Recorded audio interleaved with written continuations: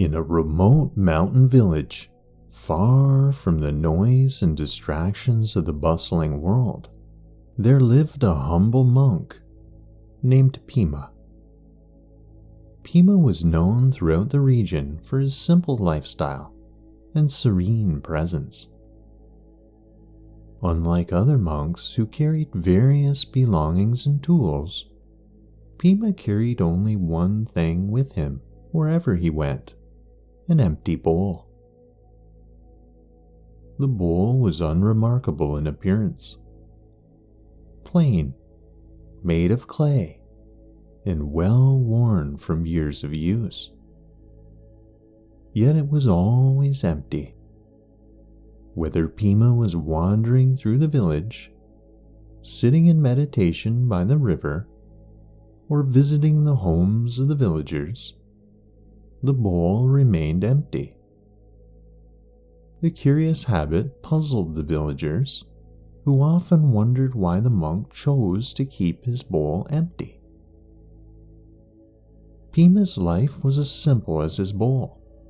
He lived in a small hut on the outskirts of the village, surrounded by a lush garden where he grew his own food. The hut had no doors or windows, only openings that allowed the light and air to flow freely. Inside there was little more than a mat for sleeping, a small altar for meditation, and the empty bowl resting on a low table.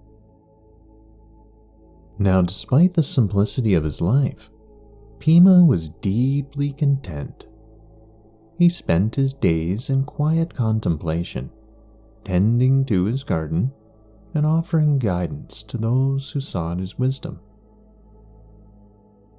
The villagers often came to Pema with their troubles, seeking his advice on matters of the heart, mind, and spirit.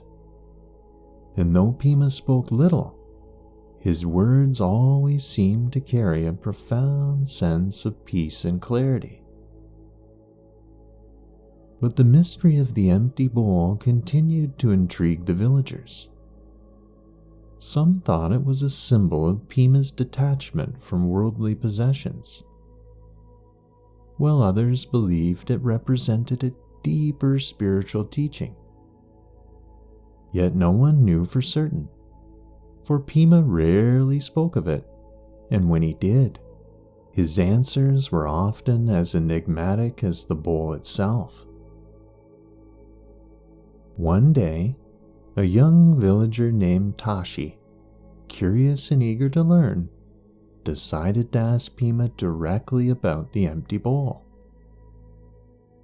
Tashi had been watching the monk for some time, trying to understand the significance of the bowl, but the answer always eluded him.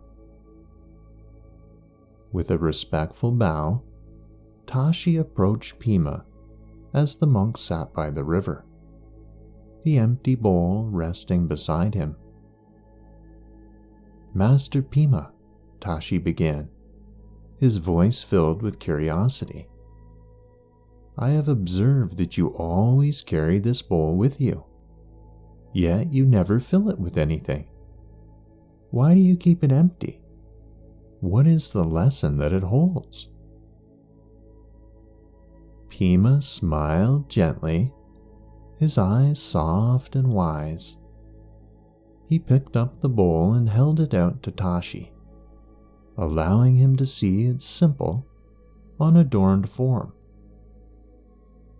"This bowl," Pema said, "is my greatest teacher. It is empty, and yet, in its emptiness, it holds everything." Tashi furrowed his brow, not fully understanding the monk's words. "How can an empty bowl hold everything?" he asked. Pema's smile deepened as he turned the bowl slowly in his hands. "An empty bowl can hold the entire sky," he replied. "It can reflect the world around it, and because it's empty, it can receive anything offered to it without resistance. The wisdom of the empty bowl is the wisdom of emptiness itself. Tashi listened intently, sensing that there was a deeper meaning to Pema's words, but still unsure of what it was. He nodded politely and thanked the monk, but the question lingered in his mind as he walked back to the village. The following day, as Pema walked through the village with his empty bowl in hand, he encountered a wealthy merchant named Dorje. Dorje was known for his riches and his pride, as he often boasted about the treasures he had accumulated through his successful trade ventures. Seeing Pema's bowl empty, Dorje scoffed.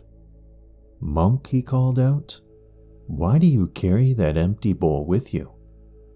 Surely it would be better to fill it with something valuable. A man of your wisdom should not walk around with an empty vessel." Pema stopped and regarded the merchant with a calm expression. "And what would you suggest I fill it with?" he asked. Dorje, eager to display his wealth, reached into his satchel and pulled out a handful of gold coins. "Here, take these," he said, dropping the coins into Pema's bowl. The sound of the coins clinking against the clay echoed in the quiet street. Pema looked down at the coins in his bowl, then slowly lifted the bowl up to the sky. "Tell me, Dorje," he said, "what do you see?" Dorje squinted up at the bowl, confused by the monk's question. "I see gold," he replied, "shining brightly in the sun." Pema nodded. "Indeed, the gold is bright, but it is also heavy." The bowl, now filled, can no longer hold the sky. It can no longer reflect the world around it, and it can no longer receive anything more without overflowing. The gold, while valuable, has taken away the bowl's true potential. Dorje frowned, not entirely convinced, but unable to argue with the monk's reasoning. He took back his gold coins, leaving the bowl empty once more. As Pema continued on his way, Dorje was left to ponder the lesson, realizing that perhaps there was more to life than accumulation of wealth. Several weeks later, Pema was invited to the home of a respected scholar named Sonam. Sonam was known for his vast knowledge of scriptures, philosophy, and the arts. His house was filled with books, scrolls, and the artifacts from his travels, each one a testament to his intellectual pursuits. As Pema entered Sonam's home, he noticed the scholar's eyes lingering on the empty bowl. "Master Pema," Sonam said with a respectful bow, "I am honored by your presence, but I must admit, I am curious about this bowl you carry. Surely a man of your wisdom has filled it with the knowledge of the world." Pema smiled and shook his head. "No, my friend, the bowl remains empty, for it is in emptiness that true wisdom resides." Sonam raised an eyebrow, intrigued but skeptical. How can one attain wisdom without filling the mind with knowledge? Surely you must study and learn to grow wise." Pema set the bowl down on the table and gestured for Sonam to sit beside him. "Tell me, Sonam," Pema said, "what happens when you fill a cup to the brim with tea?" Sonam thought for a moment. "If you pour too much, the tea will spill over," he replied. "Exactly," Pema said with a nod. "The mind is like a cup. If it's filled to the brim with knowledge, there's no room for new understanding, and there's no space for insight. But an empty mind, like an empty bowl, is open to receive whatever is offered. It is in emptiness that the mind can reflect the truth, just as the bowl can reflect the sky." Sonam looked at the empty bowl and then at the shelves of books surrounding him. For the first time, he understood that wisdom was not just about accumulating knowledge, but about creating a space for understanding to grow. The scholar bowed deeply to Pema, grateful for the lesson, and from that day on, he approached his studies with a new perspective, valuing the emptiness that allowed true wisdom to emerge. And as the seasons changed and the leaves turned golden, Pema continued his peaceful life, sharing his wisdom with those who sought it. On one crisp autumn morning, as Pema walked along a forest path, he encountered a young woman named Lamo. She was known for her beauty and grace, admired by many, but she was troubled by the constant attention and expectations placed upon her. Seeing the empty bowl in Pema's hand, Lamo felt a surge of curiosity. "Master Pema," she called out, "may I ask you a question?" Pema turned to her with a kind smile. "Of course, Lamo.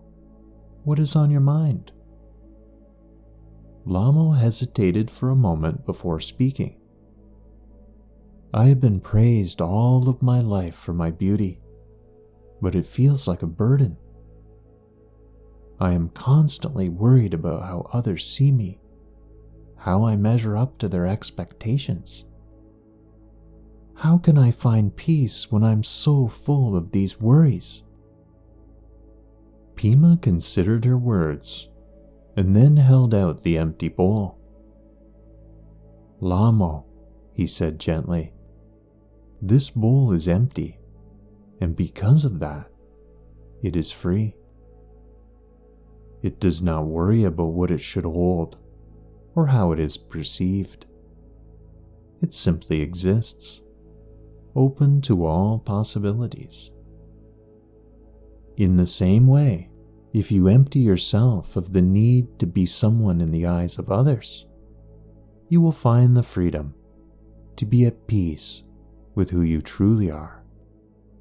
Lamo stared at the bowl, her reflection visible in its smooth, empty surface.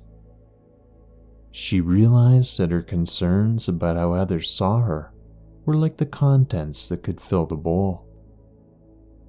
Heavy, limiting, and ultimately unnecessary. She understood by letting go of these attachments, she could find the freedom and contentment she longed for. With tears of gratitude in her eyes, Lamo bowed to Pema. "Thank you, Master," she whispered. "I see now that by being nobody, I can truly be myself." As years passed, Pema's reputation as a wise and humble monk spread far and wide. Yet despite the admiration of many, Pema remained as he always had, simple, serene, and content with his empty bowl. He continued to wander the village and the surrounding countryside, sharing his teachings through his actions and, of course, his gentle presence. The villagers came to understand the profound wisdom in Pema's empty bowl. They realized that in emptiness, there was infinite potential. The bowl could hold the sky, reflect the world, and receive anything without resistance. It was a symbol of freedom that comes from letting go of ego, desires, and attachments. A freedom that allowed one to be truly open to life's possibilities. Pema's peaceful demeanor and simple life illustrated the deep contentment that comes from being nobody in a world full of somebodies. He showed that by emptying oneself of the need to be someone, one could experience the fullness of life without the burdens of expectation and attachment. The villagers began to incorporate Pema's teachings into their own lives. They found that by embracing emptiness, whether in their thoughts, their possessions, or their identities, they could live more freely, more fully, and more in harmony with the world around them. So as Pema grew older, his influence continued to grow, though he remained unchanged by the admiration of those around him.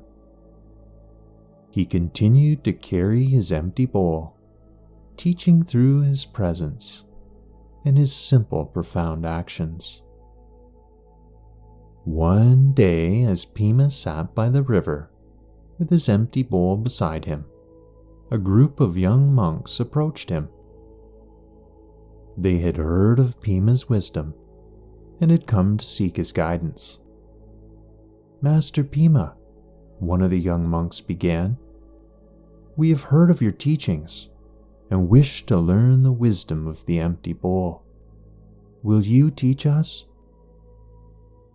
Pema smiled and gestured to the river flowing gently beside them. "The river flows freely," he said, "because it is not burdened by the need to be something other than what it is. It simply flows, open to all that comes its way. The empty bowl is like the river. It's free because it's not filled with the weight of expectations or desires. It's open to receive, to reflect, and to hold all things." So the young monks listened closely, understanding that the wisdom of the empty bowl was not something that could be taught in words, but was the way of being that needed to be lived and experienced. Good night and namaste.